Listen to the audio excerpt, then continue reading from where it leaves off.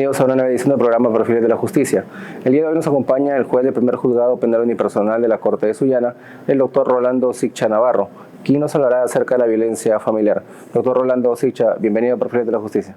Hola Daniel, gracias por la invitación y gustoso de estar en estos ambientes para poder compartir un poco sobre nuestras experiencias y dar a conocer a la comunidad jurídica de la ciudad. Doctor, según la ley 30364, ¿a qué se denomina violencia familiar? Bien, es un fenómeno social que la sociedad hoy en día estamos atravesando. Valgan verdades, la violencia de una u otra forma se viene enraizándose en todos los niveles y estratos sociales.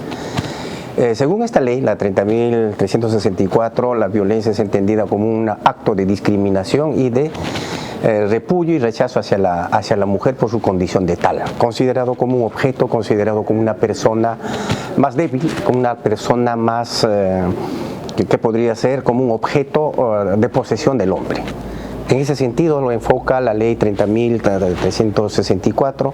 También hay algunos reglamentos que lo complementan esta denominación, este concepto que da respecto a la violencia. No olvidemos que la violencia familiar tiene dos aristas, la violencia familiar propiamente dicha y la violencia doméstica, ¿no? Doctor, cuando la víctima ya denuncia a la policía, luego pasa obviamente acá por judicial al juzgado de familia y se dictan las medidas de protección. ¿Estas disposiciones qué consisten y cuáles son las más destacables?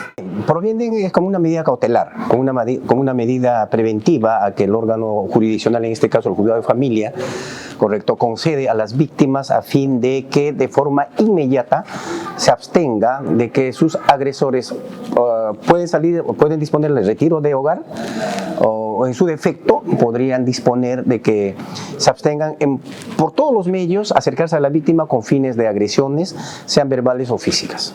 Doctor, y en caso el agresor incumpla estas medidas, ¿qué paso sigue a nivel legal?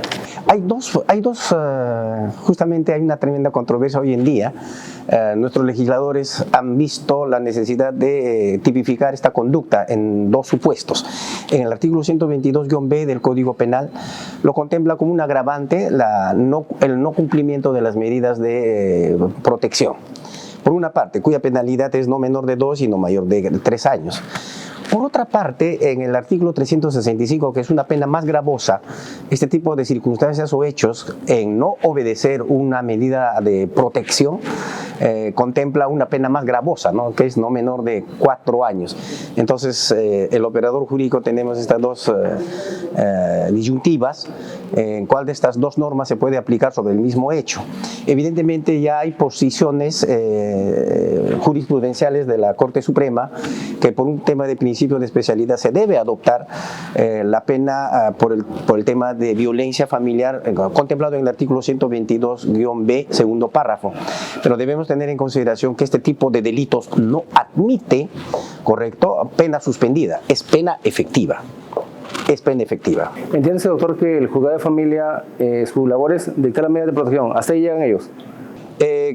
Tienen que continuar a hacer, ellos también emiten una sentencia, una decisión sobre ese punto, pero tiene una arista netamente de carácter civil, precautorio.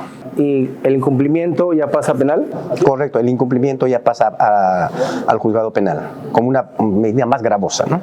Doctor, el apego emocional impide que esa medida de protección, como el retiro del agresor del hogar, no se cumpla y que la víctima tampoco a veces lo comunique. ¿Qué hacer ante ello? Daniel, lamentablemente estamos asistiendo a un escenario bastante violento. Al parecer se naturaliza esta forma de convivencia violenta en las familias. A diario nosotros vemos en los escenarios judiciales, por ejemplo, ayer tuvimos un caso así para de repente poner a tela de reflexión.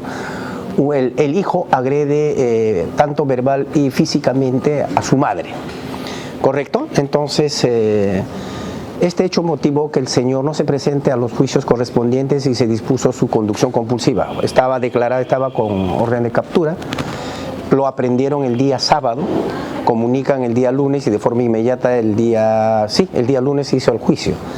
Entonces, ¿qué ocurre? Son procesos que se tienen que hacerse a la brevedad a fin de no estigmatizar a las víctimas. No olvidemos, cuanto más pase el tiempo, el olvido se viene y muchas veces vienen los arrepentimientos. ¿Qué ocurrió en ese caso concreto? El joven hijo detenido en las instalaciones de la comisaría y la madre, evidentemente como todo ser humano que es madre, para no hijo malo, pese a los graves hechos en que habría incurrido el señor, prácticamente pues se desentendió, se dijo que no, que se abstenía a declarar. Y en este tipo de delitos estamos advirtiendo una falencia en el ámbito de la Fiscalía. ¿Qué es lo que ocurre, no? Por ejemplo, cuando hay hechos de esta naturaleza, ¿quién da primero la cara o quién toma conocimiento de estos hechos? La policía, de forma inmediata. Ellos están dentro de su ordenamiento legal en acudir de forma inmediata a este tipo de circunstancias, tomar todas las diligencias, tomar el dicho, someter a los exámenes correspondientes, sea periciales o médicos. Entonces, una vez elaborado el informe policial, pasan a la Fiscalía. Entonces, ¿qué es lo que está haciendo la Fiscalía? Mediante acusación directa, directamente están derivando al juzgado. Entonces, aquí nos encontramos con un pequeño arista y un pequeño problema. Por esa misma situación de apego emocional, ¿correcto? Estas víctimas no entienden todavía de que ese proceso tiene que culminar. No por un ánimo de venganza hacia su agresor, sino con un ánimo de justicia. No olvidemos también de que la víctima y el victimario tienen que ser tratados. No solamente el Estado está encaminado a que el victimario sea enjaulado en una cárcel y nos olvidemos de eso, no es así, sino que tenemos que reeducarlos. El Estado a través de sus instituciones tratar de hacer de entender de que a la mujer no se le debe considerar como un objeto, sino con consideración como un sujeto de derecho. Entonces, eso es lo que está ocurriendo. Las mujeres, por el simple hecho de que hay alguna dependencia emocional o de repente por la violencia extendida, se desisten de este tipo de circunstancias. Entonces, prácticamente, ¿qué es lo que hacen la Fiscalía? Retiran la acusación y todo el trabajo que han desarrollado queda en saco roto. Doctor, ¿qué se puede hacer en este caso, usted que nos habla, en este caso los agresores, para resocializar al agresor en los casos de violencia como parte de la medida de protección? Si como usted indicaba, familiar o convive en casa con la víctima. Evidentemente es un problema social bastante álgido, ¿no? Concurre un determinado de aristas como el tema de la dependencia económica, la dependencia emocional, la relación vertical existente entre hombre y mujer, como medida de protección que se le pueda disponer a nivel de los juzgados de familia, se tiene que más enfatizar en el tema de los tratamientos psicológicos o terapéuticos en el victimario, que viene de una otra forma ya con un chip, con una mentalidad de que la violencia es como una forma de expresión de vivir de manera normal. Entonces, hasta que el Estado, a través de sus instituciones, no le haga entender de que la forma como ellos están acostumbrados a vivir colisiona no solamente con el entorno familiar, sino que esto afecta más allá ya. Más allá. Vivimos hoy en día en una sociedad altamente violenta. Y producto de esa violencia familiar, los hijos de esa violencia familiar muchas veces se tornan en más violentos. Violencia normalizada también, ¿no? Correcto. Entonces se ha visto jóvenes de 18, 19 años incursionando en el ámbito de la violencia y de la delincuencia. Hemos visto en la experiencia laboral que tuvimos con el Juzgado Penal Colegiado de Piura, de que jóvenes de 18 y 19 años están ya incurriendo en actos de violencia con uso de armas de fuego, violaciones, drogadicción. Entonces, si nos hacemos una retrospección de su pasado, estos jóvenes provienen justamente de estos hogares violentos. Entonces, fíjese, ¿cuál es la repercusión que está causando esta violencia familiar? Entonces, está tornándose ya dentro del contexto social. Entonces, el Estado, creo, debe intensificar más con los tratamientos terapéuticos. No solamente ver a la víctima como un victimario, el verdugo, el malo. Evidentemente, porque él también viene con un producto también de una violencia en el ayer. Entonces, hay que tratarlo, hay que reeducarlo a este señor. Y a las víctimas también recuperarlo, hacerle entender que las víctimas son seres humanos que deben saber quererse y deben saber adorarse ellos mismos. En la mayoría de los casos dice, ¿no?, la señora, pero si es que se va a la cárcel, ¿quién me va a dar el sostén económico? ¿Quién va a cuidar a mis padres? también hay un reproche familiar. La familia hace como se podría decir, suman esfuerzos a fin de estigmatizar a la víctima que ha denunciado. Entonces, por su culpa se va al penal. Por su culpa, imagínense, ¿no? Es una situación bastante tormentosa que vive la víctima. Entonces, ante ese contexto, es mejor desistirse o desaparecerse. Muchas veces nosotros le hacemos buscar con la policía para que los traiga y nos diga qué es lo que ha pasado. Fiscalía hace lo mismo, a través de su unidad de víctimas, hacen búsquedas incansables y las víctimas se esconden o desaparecen. Entonces, lamentablemente, estamos todavía en ese meollo. Antes de eso, considero también, hacemos un llamado a la Fiscalía, de que se den un trabajo un poco más atendible a este tipo de circunstancias y evitar ese tipo de acusaciones, realizar actos de investigaciones urgentes que ellos sí lo pueden hacer. Por ejemplo, ¿qué pasa? De forma inmediata reciben la denuncia, existe la unidad de cámara GESEL, justamente que está implementado para este tipo de hechos, tomarle su dicho con todas las garantías de ley y en el transcurso del tiempo que pudiera cambiar su versión, ya tenemos la información y con esa información, con todas las garantías de ley, el órgano jurisdiccional puede decidir de acuerdo a la ley. Reitero, no es un aspecto vengativo para los victimarios ni sobreprotección para la víctima. Lo que queremos es una justicia en paz y con eso lograr una tranquilidad en la sociedad. Doctor, a nivel del Poder Judicial, cuando el juez de familia en ese caso también ordena algunas terapias o lo que usted indicaba, un restablecimiento y parte de reconocimiento de la culpa, en este caso del victimario, ¿se hace un seguimiento a eso que ordena el juzgado o es que ahí es donde se está fallando para saber cómo es que esa persona la vamos a recuperar a ese actor violento? El juzgado de familia cuenta con un equipo multidisciplinario. Tienen sus psicólogos, tienen sus asistentes sociales. Entonces, dentro de las resoluciones que yo veo, ¿no?, disponen que el victimario continúe con el tratamiento, ¿no?, con el tratamiento psicológico a fin de poder entender que lo que está haciendo está mal, ¿no? Entonces, sí hacen el seguimiento.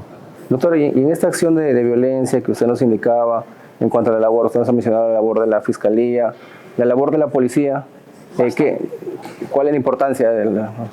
Muchísimo, porque la policía es la primera institución que acude al llamado de estos actos de violencia, ¿no? Entonces, en la mayoría de los casos, disculpe que lo reitero, ¿no?, en el 90% de los procesos penales van por acusación directa. Entonces, cuando hay una retractación de la víctima o la desaparición de las víctimas, no podemos establecer la responsabilidad, no podemos construir ese hecho fáctico. No olvidemos que la policía toma sus dichos de las víctimas a nivel preliminar y los toma en una acta. Entonces, muchas veces al operador jurídico en este sistema de garantistas, esa declaración no lo podríamos tomar como una prueba plena. Para que sea una prueba plena para poder establecer una presunta responsabilidad, esta prueba tendría que ser sometida a un contradictorio. Entonces, fíjese, solamente tenemos el acta de denuncia verbal. La agraviada desapareció. Entonces, es casi imposible establecer la responsabilidad con esta acta, si es que no está revestido de las garantías, porque no está presente ni el abogado ni la Fiscalía. Entonces, un poco para reforzar esto, creo que habría que implementar también un tema de fiscales itinerantes, ¿no?, que estén presentes netamente de violencia familiar en las instituciones policiales, ¿no?, a fin de dar garantía a este tipo de hechos y circunstancias. Doctor, la Corte de Sullana ya desde 2021 tiene implementado el aplicativo Botón de Pánico, que es una herramienta que se instala en los celulares de las víctimas de violencia con riesgo severo y que ante la amenaza de su agresor en cualquier parte emite su geolocalización. La semana pasada el presidente de la Corte ha implementado el botón de pánico no solo en Sullana, Talara, sino ha logrado que se implemente en Ayabaca, Paima, Suyo, Montero. ¿Qué opinión le merece esta cobertura de la ampliación de la víctima de violencia?